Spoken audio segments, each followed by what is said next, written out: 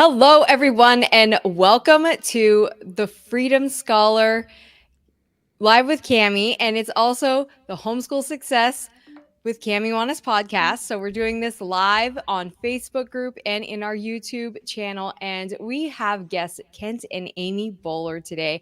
And if you are listening on our podcast, I am so excited, you guys, because you haven't even heard from them yet. And if you have been in our Facebook group, you have heard from them. And they are possibly the most amazing people. I just absolutely love them. I have known them for a couple of years now, just through our businesses and working together and through our homeschooling networks that we have. And I actually call them my adopted parents, even though they're too young to be my parents, but they are so amazing. And we have the same purpose, the same philosophy, the same entrepreneurial mindset. And also we just love bringing people together, raising families, and just helping parents. And I absolutely just love where they come from. And I love their mission in helping families. And so we're going to talk about that today. We're going to talk about parenting, and we're going to talk about how do you connect with your teens, because man, sometimes it can be rough. I mean, there are just moments in in the time, and I look back on my childhood and my teenage years and I'm like, yeah, it was rough sometimes, a little bit. And even though I was, pretty mild, but still there were times, right? We all have them. And so I really want to bring them to you.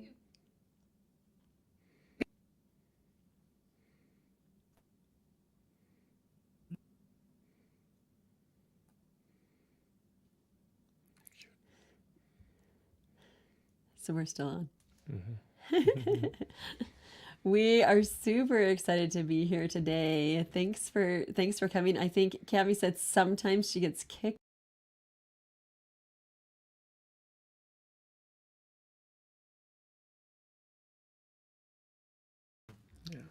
Here we go. Sorry, you guys. It totally Wahoo! on me, and StreamYard does that sometimes. So if you're still with us, we welcome again to the Homeschool Success Podcast with Cami Juanes. We are also live in our Facebook group and in our YouTube channel with Kent and Amy Bowler today. We are going to be talking about parenting teens. It is so difficult sometimes to really get through to our teens, to really connect with them. And that is the key to homeschooling success, not just our teens, but if you have kids of any age, it is really something that these principles can bring you all the way through.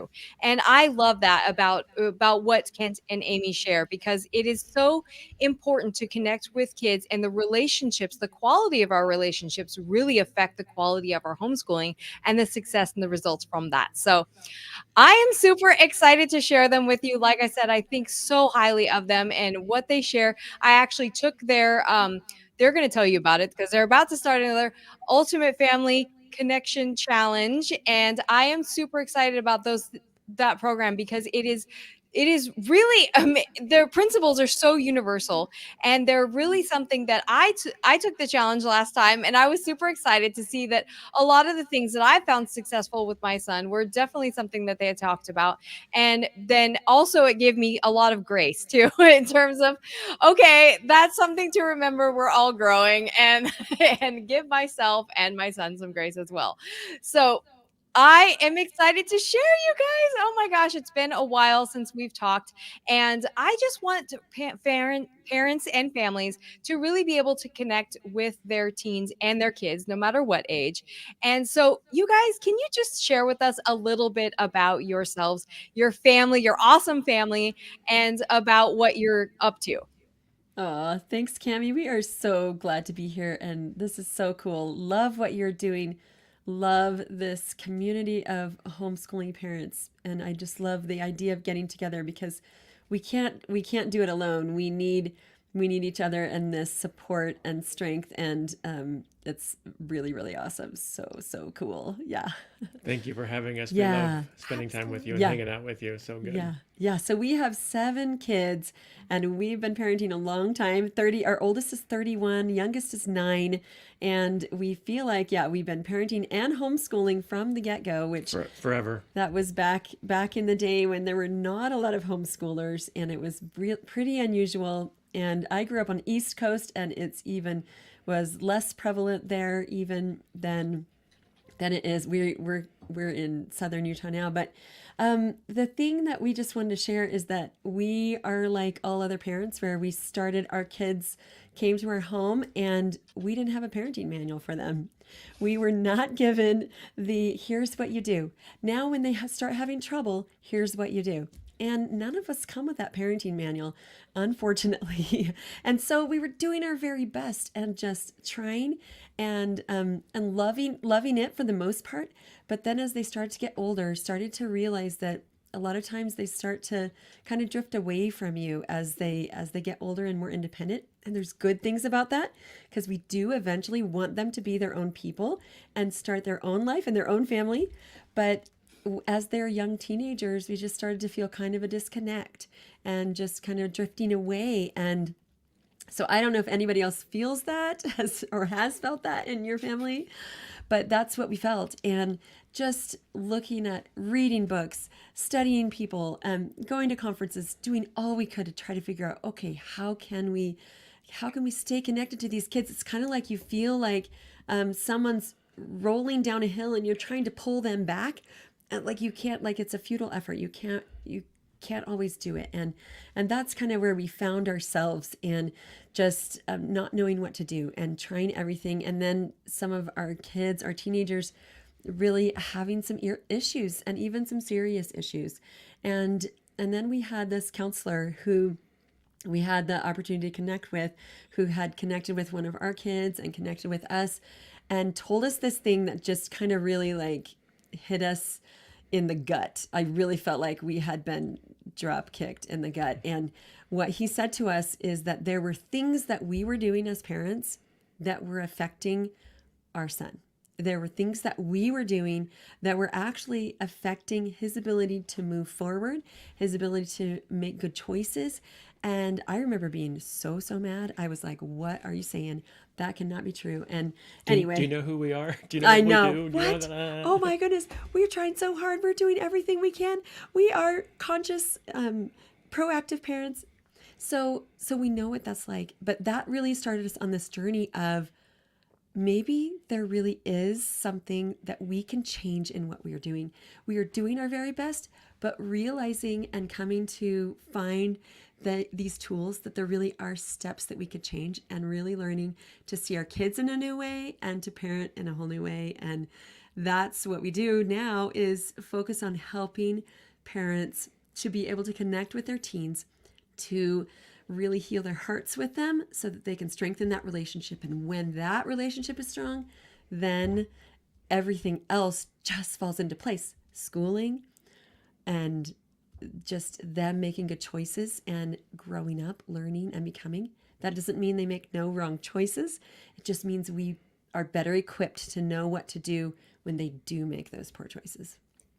I love that you guys shared that about, and I love that your purpose here is to bring families together and to really help raise up good whole people that are going to go out and create, the best world possible, which is what I'm all about, as you guys. And so this is super important information that everyone needs, no matter what age kids you have, because this is going to be something that not only affects your homeschool, like they said, but it really affects who they become, which is really our end goal, right? That's really our Yeah. end goal. And Absolutely. I love how transparent Kenzie and Amy always are. And it's so relatable. It's such a breath of fresh air. And it makes you feel so human. And so it's so able to be like, oh yeah, okay, yeah, me too, actually.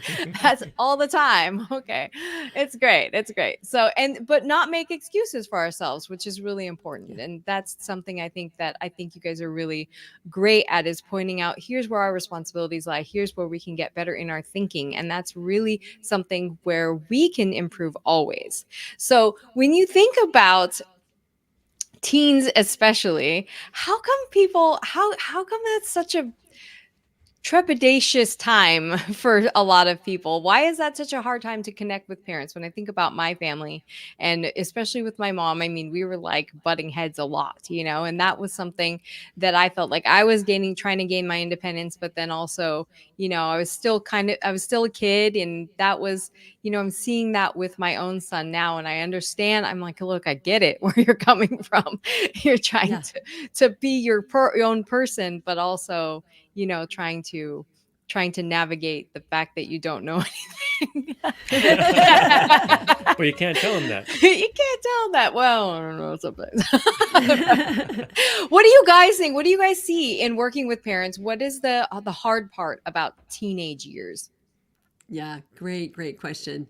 Great question. You take it, sweetie. The hard part is that they are becoming their own selves, right? They're stepping into responsibility, accountability, and that independence that we were talking about. And and so there's this natural separation from us that's taking place, right? So when they're infants, they're toddlers, right? They actually see themselves as part of us, as part of their parents, and there's this continuum. And as they move across that, then they separate themselves and become their own self, their own being. And and absolutely, like you said, Cami, that's what we're all about, right? Is helping them to become amazing, beautiful people, right? Who can crush it with life. Love And that. yeah, and so they're going through this phase where they're testing the waters and trying to be their own selves and make their own decisions. And on top of that, what we have are these patterns that happen just naturally, right? Where there are habits that we have as parents because we didn't get that manual that don't support them as they're separating, as they're trying to make those decisions on their own, choose for themselves. And and it's not that any of us are messed up as parents or that we're broken. It's just that we didn't know any differently. And on top of that, our own brains work against us. In psychology, they talk about negativity bias, right? So there's the limbic system in the back of our head, and we're always looking out for those things that are a threat to us. And and so our teenagers are trying to do things, and and what we see first are all the mistakes, right? And especially as homeschooling parents, right? We feel responsible for everything that they do, right? Because there hasn't been anybody else, right? There's no one else that we can blame. And so we have this massive load of parental duty, of responsibility. And so we're like on the hyper lookout, hyper focused. And they make a little mistake. What about and so we're kind of all over them. And when we're in that space, we can't support them. And so we need to shift that perspective a little bit, change these patterns in the way that we see things, so that we see them as beautiful, so that we see them just like a toddler who's learning how to take their first steps, right? We all love that. It's the best thing in the world when an infant is going through that phase, toddler's going through that phase, they fall down and there's no big worry or fear on our side that they're never going to make it as a person who can walk, right? But a teenager falls flat on their face trying to do something new for the first time. It's the same thing, right? They're trying to do something new. They're stretching their wings. They're trying to figure it out, and they're gonna fall flat on their face. But now we have such big pressure that we've put on ourselves and that we feel, and so we kind of freak out, go into freak out mode, and fear steps in, and and then we chide or we judge or we condemn, and we don't even have to say those things, but when we feel them, right, in the back of our head or think them, they feel it. They know our hearts and they feel it from us. When kids go running, mom's in a bad mood today. That's the kind of feeling that we're talking about. It's just in the air. And when our kids are feeling judged or that they're not measuring up, that feeling is what holds them back from actually stepping into who they can become, being able to feel like they can take risks, like they can step out and try something new, and that in our home, mistakes can be made. and that it's okay. And that's a difficult thing. That was one of the biggest mistakes that we made as parents, is that our expectations were so high with our older children, almost to the point where, as we were talking with them later and seeing some of the results of it, seeing that basically they felt like they couldn't make a mistake. They had to be They perfect. had to be perfect. And that's impossible. We're not perfect. I don't know how we expected them to be. And I don't think if anybody had interviewed us back then would we have said our kids had to be perfect. We probably would have said like, no, but they need to be really, really good. Like half step below perfect. That's our kids. And so that is really so much of it's just kind of this it's just a natural thing that our kids are going to be, not always, they're going to be thinking different things than we are. They have different agendas than us. They have different ideas from us, ways of doing things, and that can lead to conflict. It doesn't have to. And that's one of the things we can have in our home, is a place where differences of opinion, differences of ideas. I think it's such a powerful thing with homeschooling to be able to have open discussions in our home. And we know so many parents who are really good at having discussions with their families, with their kids. And then you see other families that don't have that in their home. And and those kids have a lot harder time. Then when they have questions or they don't agree, they don't know what to do about it. And they're not able to have depth of learning when they can't have that really high level discussing with their parents and with their peers and with their siblings. Super, super powerful. There's so much value in having that connection. Oh my gosh, that is so powerful. And I stop talking about me, okay?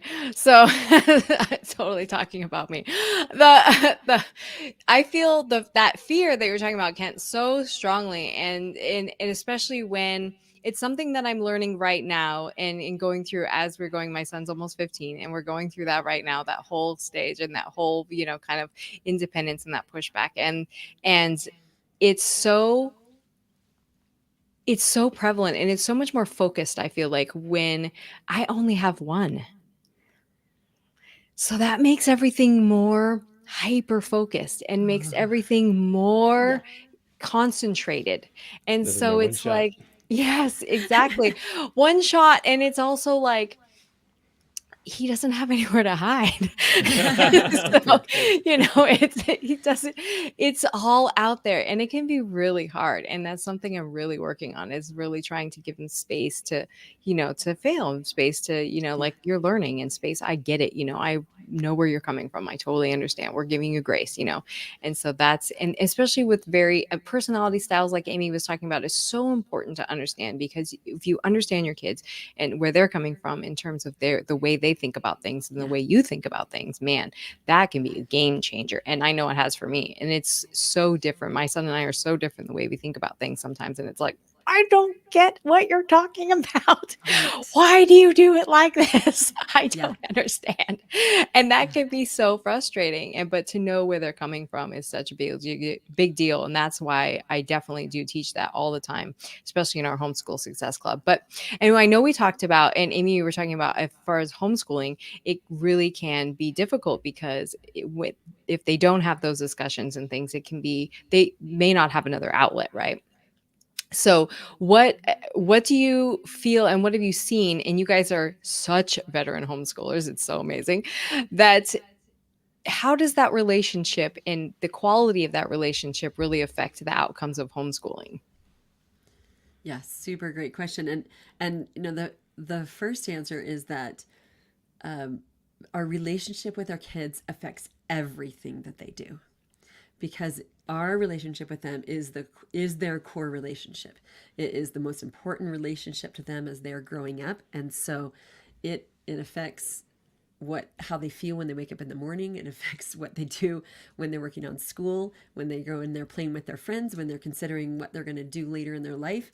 It is all affected, firstly, by their relationship with their parents, because that is their most important relationship and they want it to be strong. And even when they're pushing us away and saying, no, I don't I don't want to hear that right now, mom. ultimately, and even if they're being disrespectful, they want that relationship to be strong as much. I don't know if you can quantify that, but a lot. I mean, we, of course, as parents, always want it to be strong. And I think kind of we're always going to want that probably a little bit more than them, but they do want it. They really, really do. And they're seeking for that love. And when we see the majority, I believe, problems that we see in our world today are really a result of children who didn't feel loved by parents, who didn't feel. In fact, there was a parent who So talked with us today. it was like an hour before we started, and Yeah, so she's a good family friend. She has her own kids, and we've been friends for, I don't know, several years. And every time I see her, I just give her a big hug and squeeze, right? And don't really say anything. But today she said to me, you know what? I never got that from my parents. And every time you give me a hug, it validates my inner child and lets me know that I'm worth loving, right? And that's what we're talking about is there's so much going on in the world today with the patterns, with parenting, with the pressure that's happening in the world yeah, with homeschooling, right? That even though as parents, and I know that her parents loved her. We know her parents too, right? amazing people. But what happens is that because of all those things that are happening, our children can't feel that love from us. And so there are things that we have to do to open up that channel of connection so that they feel it, so that they know that we're on their side, so that they feel that love, so that they feel like we're their advocate Right. and not just the guys that say, pick up your dirty socks Yeah. or do Yeah. your That's homework. such a Yeah. Yeah. powerful And story. so that when I mean, we've probably all been in that situation where you're kind of frustrated with your child. And when you add on to that the homeschool, so then you're frustrated because your child didn't do something they said they would do. I don't know. Pull something out, like maybe clean their room. And so you walk by the room and you see the room a mess. And so maybe you say something like, you were supposed to clean that yesterday. You said you would. You didn't do that. Something like that. And then the child says something back. And now there's a little bit of tension. And maybe it was a huge one, or maybe it was just a little. And now, oh, it's time to start doing our lesson. Let's talk about history. Who wants to learn about history now? Who wants to talk about the multiplication tables? No one. Not mom, not the child. I mean, we know what that's like. And I think probably the number one thing I get from people who don't homeschool, who talk to me, I'm sure all of you have gotten this before. I could never homeschool my child. They would never listen to me. And it's kind of humorous because it's like, well, my kids are perfect and they listen to me all the time. No. But what the cool thing about homeschooling is, and why we just admire homeschoolers so much, is that you have taken on this added responsibility, and because of that, you have your children with you more. So you have more opportunities to have times when the relationship maybe isn't strong, but instead of saying off you go to school, they're still there. And so you have the opportunity to do the healing, to say, guys, let's take a pause for a minute. Mom's got to go. I got to do something in my room. Maybe it's cry. Maybe it's go to the bathroom. Maybe it is just put on some calming music, and whatever it is, however old your kids are. But finding your place of calm so that you can bring yourself back to that place of where you feel whole toward your child and where you can let go of whatever it is they didn't do. Because there's going to be stuff, because they're kids, they're people. They didn't clean the room, or they didn't finish their work that they said they would do, or they didn't try their hardest that they could. And they did it yesterday. Why can't they do it today? That kind of stuff. We are basically, we're just living it. It's our life all day long, interacting with our kids, and they're not always at their best, and we're not always at their best. And so it affects it. And the cool thing about homeschooling is we have this opportunity to say, this is hard. It is harder than just say kicking them out to school. But at the same time, you think about, you send them to school and now they go to school with this bad feeling on their shoulder. And are they actually dealing with it? Most likely no. And so that means now they're looking for validation in perhaps the wrong places, Right. Yeah. right? Because they're not feeling it from mom and dad, and they want it desperately. Yeah. And so that's what drives a lot of these other behaviors that we see. Yeah. Yeah. Yeah. And yet we get this opportunity to make it right with our kids and to say, I'm sorry. I know this room is a struggle, but we're going to figure it out. We're going to find a system that works. I know that you can keep your room clean. I know I sometimes have a hard time, especially I don't like making that bed. It's just you have those opportunities, such a huge blessing, and when you have that relationship, then you find they're coming to you and asking for your advice, asking for your help, and you can go. I just think about seeing some of the fruits of it as we have, let's see, 5 of our kids are grown, but we're in the middle of it right now with our 15-year-old and 9-year-old, and just seeing her start to feel some of those fruits, and just seeing her really going into more depth in her education, and just coming to me and talking to me about her assignments. She's working on this paper, trying to understand. She's gonna we teach this class to her about it's about understanding different worldviews, and so each of the students is given a worldview, and they're supposed to write a speech and a paper as if they're running for president. And so she's given this different worldview that is not her own. And so she's got to think from this other perspective. And she's just coming to me, and we're talking about it, and we're discussing, well, what is it like? What would somebody who believes that feel? What would they want to be if they were president? What would they want? What kind of laws would they want in our country? How would they see the issues that are facing us? What are the issues? And I was like, you could maybe go look at this video, or you could watch some past presidential elections. And she went and did it. And she studied those. She's like, oh, that really helps, Mom, because I've never seen a presidential debate.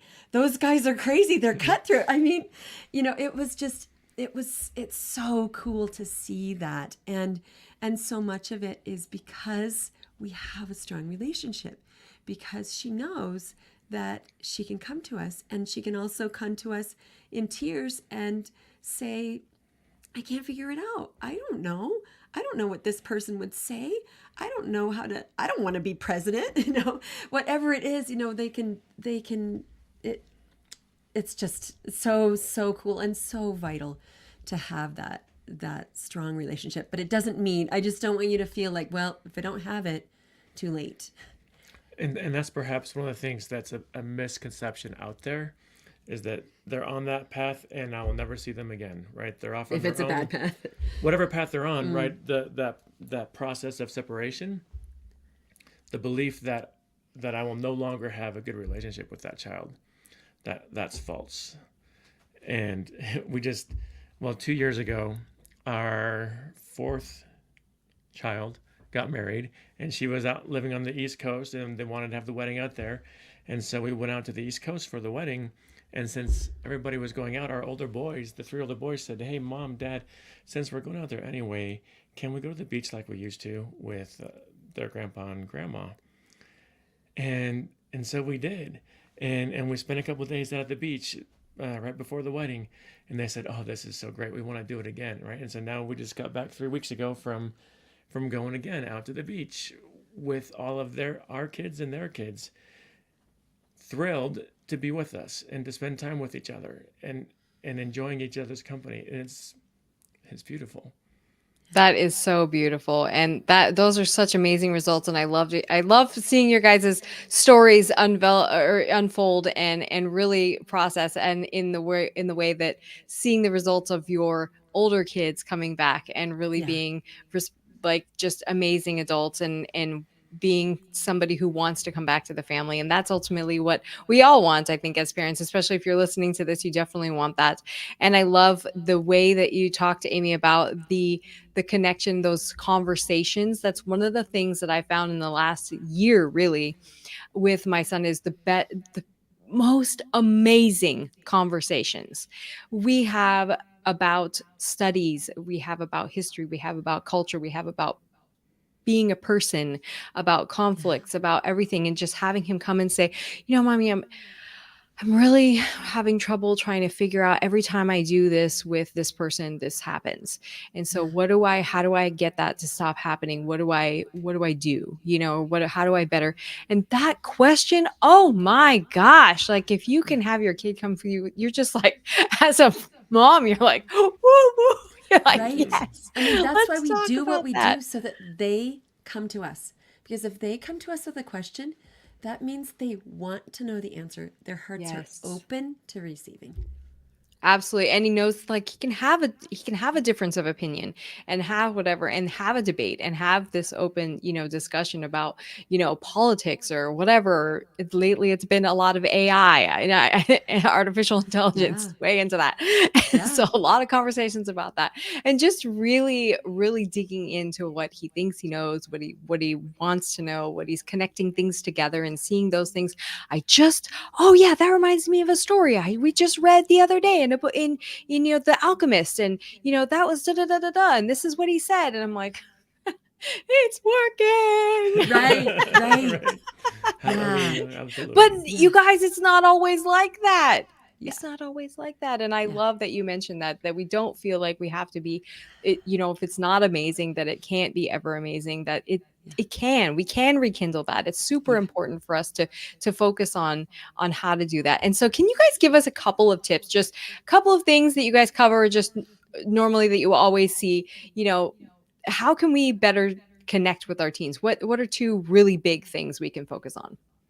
Awesome. Awesome. Well, the thing probably that we coach parents on the most is to see the good and to focus on that good. And you think about walking by your kid's room and you peek in there for a second, and that, it takes a fraction of a second to look in and see the unmade bed, trash on the floor, dirty laundry, stuff wadded up, inside out clothes and shoes, and maybe like an old snack bowl on the floor, whatever, all that stuff. And in that instant, it's like, and we can see all that. And maybe even if you're like me, it's like cataloged in your brain. Okay, add that to the list of things I need to do.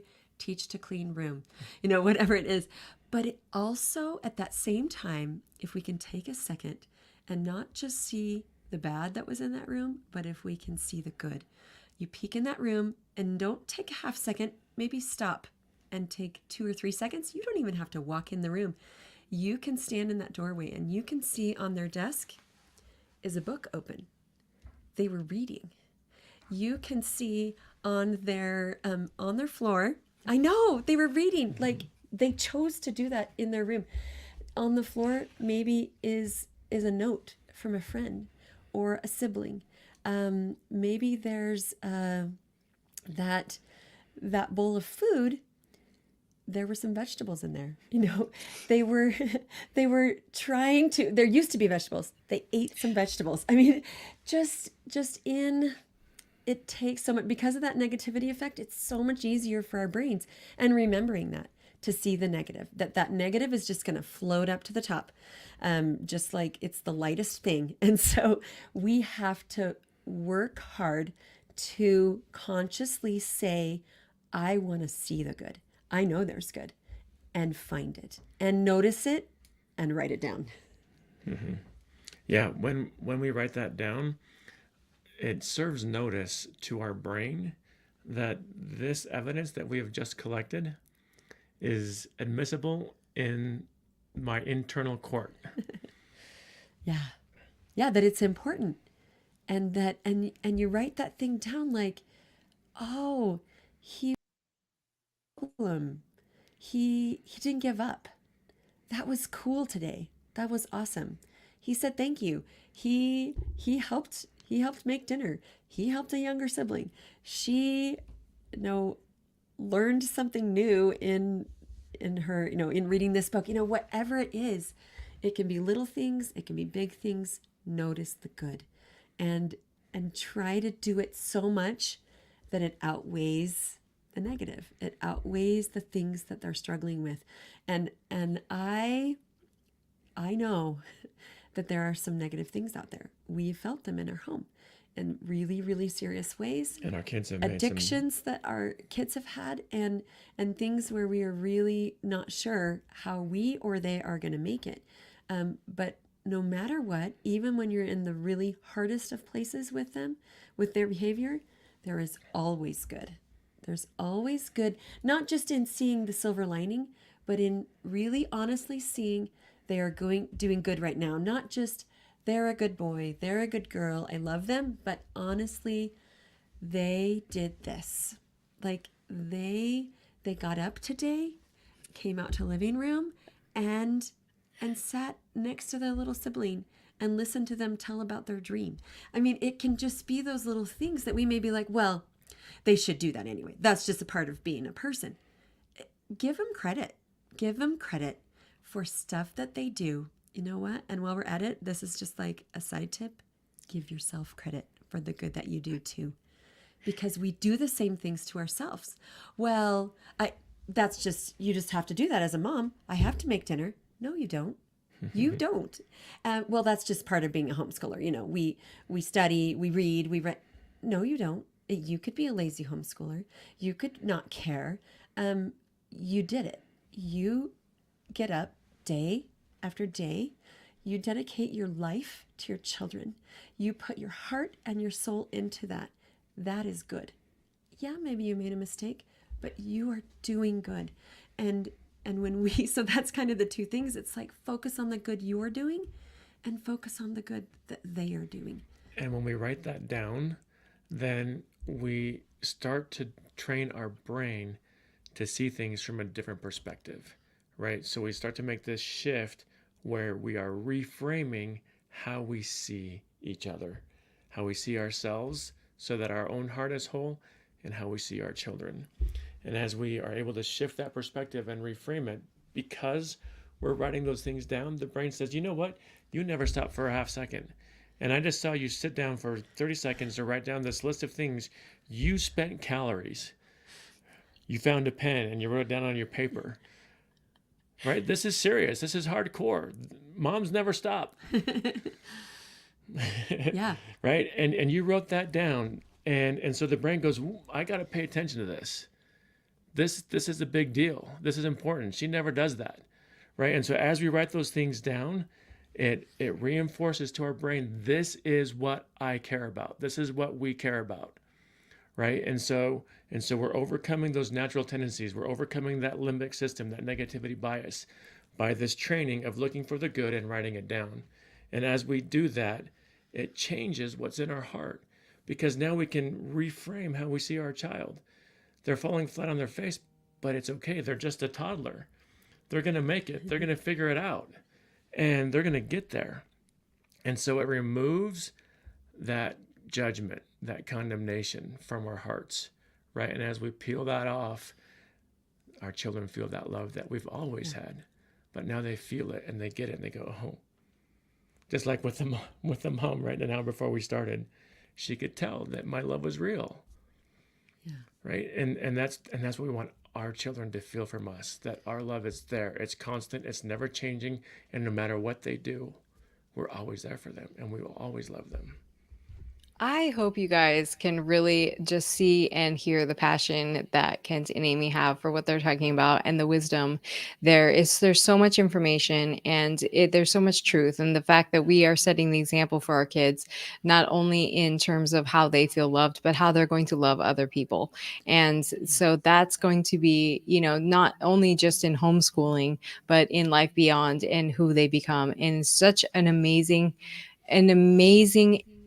ability to be able to pass on a legacy here in terms of you just getting better. I do often hear, I can't homeschool because my kids won't listen to me. I remember overhearing that on the pool deck at swim practice one time.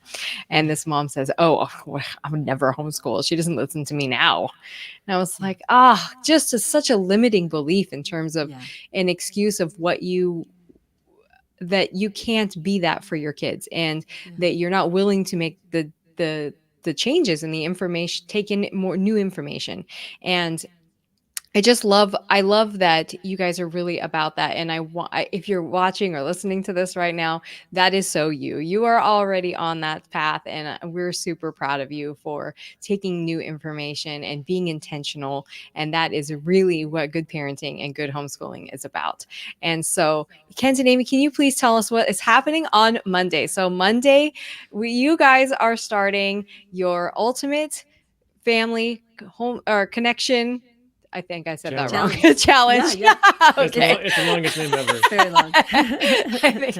But tell us what it's about. I know like I said, I did it last time. You guys did it, and I was so empowered by that. And I know I was so even more empowered that more people were listening to this, and you guys have hundreds of families that sign up for this every single time, and I'm so excited that you're sharing this. So what is it about, and like how can we connect with you guys there? Super cool.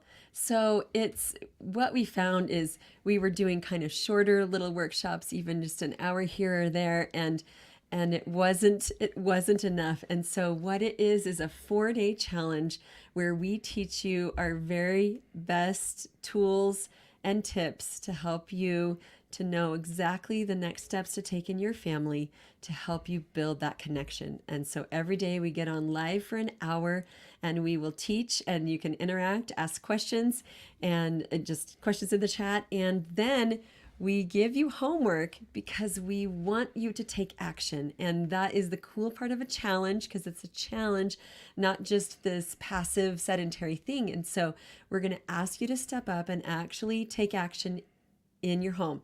And you follow through, you take the step, and then you come back the next day and we're going to teach you something else.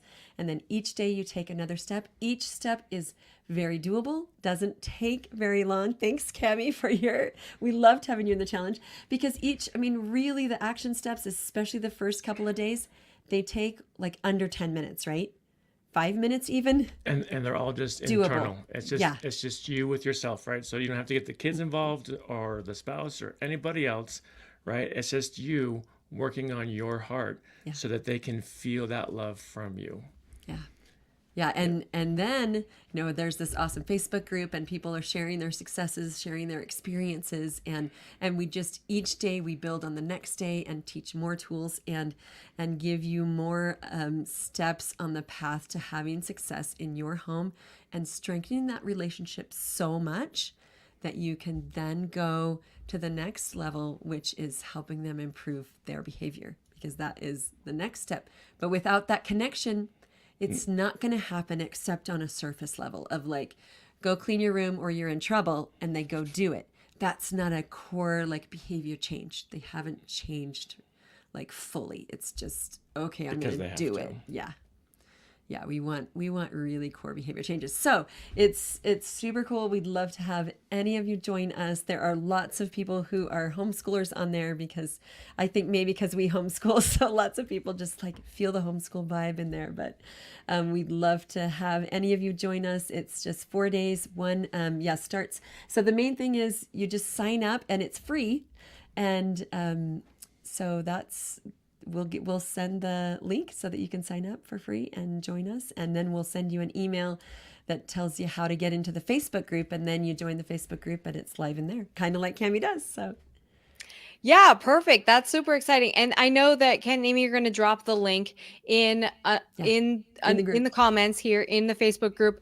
We'll also put them in the show notes for YouTube and for the podcast. So you guys definitely sign up for that. And even if you're not, that's a good way to reach them so that they can, even if you missed that part, you can reach them and get in touch with them about working with them as well in the future. So I'm super excited, you guys. That is such powerful information, such life-changing information, and really something that we all need to focus on to really raise up kids so that they can be their best selves. And we can be our best selves because we want to show up great for our kids. So I love your passion. I love your transparency. I love everything that you guys are exemplifying in the world. And so thank you so much for sharing with us today. And this is not the last you're going to see of them, by the way. Definitely, for sure. So thank you so much for spending time with us today and sharing with us. And we will catch you guys next time.